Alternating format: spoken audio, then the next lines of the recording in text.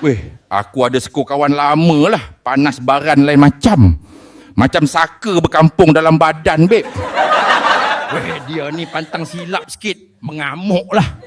Dah tua bangkau tantrum macam lapar kasut saiz 10.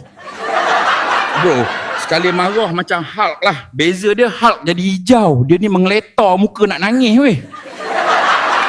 Bro, kalau dia mengamuk, dia pukul orang boleh, bro. Cuba kalau dia kena balik, mengacum report polis.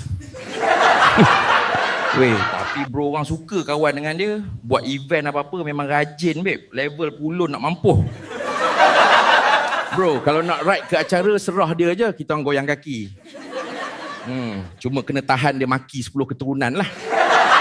Bro, kalau dia tantrum tu kita biar je. Kelebihan dia Tuhan bagi badan besar lah. Kalau tidak dah lama meninggal. Sekarang dah tua jadi manusia, bro. Bekat cikgu sekolah dulu, keliling kantin, babe, kena kejar dengan rotan.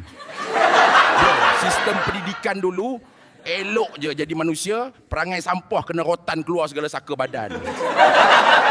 Weh, dengar cerita dia orang nak ada balik exam UPSR. Alhamdulillah akhirnya sel-sel otak dia orang berhubung.